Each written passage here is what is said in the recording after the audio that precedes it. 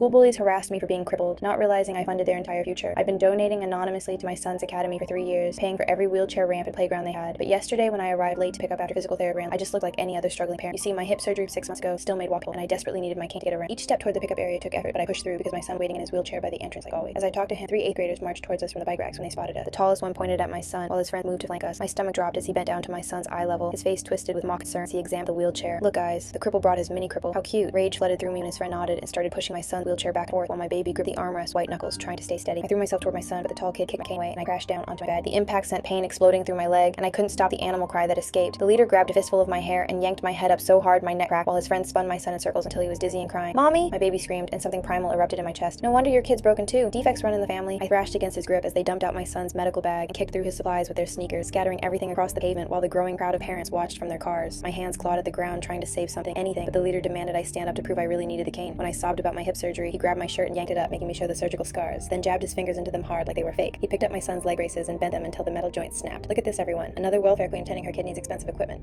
He crushed each prescription bottle under his heel while I sobbed helplessly. The specialized cushion got ripped open with foam scattering everywhere. Then he found my son's transfer board and snapped it over his knee. The reaching tool my son needed for independence got bent into a useless L shape. He held it up mockingly before tossing it aside. My chest went tight watching months of insurance appeals destroyed in minutes. Other parents started muttering when they noticed I stayed silent. They shook their heads and whispered about how we must have done something to deserve this. One of them pointed at my obvious limp and suggested I was probably an addict, while another said my son looked too normal to need a wheelchair. The tall bully noticed the tan line where my wedding ring used to be, and his face got a nasty smile as he leaned in close. "No wonder you're alone. Who'd want to be stuck with 2 cripples? Your kid probably wishes he had a real parent." My throat closed up because my ex had said almost the same thing during the divorce, and I wondered if he was right. Before I knew it, his friend walked behind my son's wheelchair and tipped it forward while the tall one held me down, making my son fall face first onto the pavement. My son's face hit the concrete, and blood started running from his nose while I screamed. The impact knocked the wind out of him, and for a second he couldn't even cry. The crowd parted, but nobody helped as the bullies made me crawl to the wheelchair while they kept pushing it away. Every time I got close, they'd kick it further and laugh. I dragged myself with my elbows while blood from my scraped knees left streaks on the pavement. Then they started making me carry the destroyed medical supplies in my mouth like a dog while crawling. When I spit them out, screamed no, they grabbed my son under his arms, yanked him from his chair. His legs dragged across the ground while he shrieked, "Mommy, help me!" And I went insane trying to reach him. The tall one grabbed my hair and wrenched my head up, forcing me to watch my baby's legs scraping raw and bloody. "Tell him the truth. Tell him he's worthless. Tell him nobody will ever love him." I thrashed and bit at his hand, screamed, "Never!" until they bent my son's arm backward. His scream of "Mommy, please make them stop" ripped my soul apart. Something inside me died as those words left my mouth. My son heard every syllable and started sobbing, "Mommy, no," when Principal Holland's voice exploded across the parking lot. "What the hell is happening here?" She was running toward us looking like she was about to murder someone, and the bullies started backing away. The principal absolutely lost it when she recognized me, saying I was the donor who funded the entire school, including the sensory playground. The tall bully's hands were shaking as she called the police, and he went ghost white. They all got expelled, charged right there.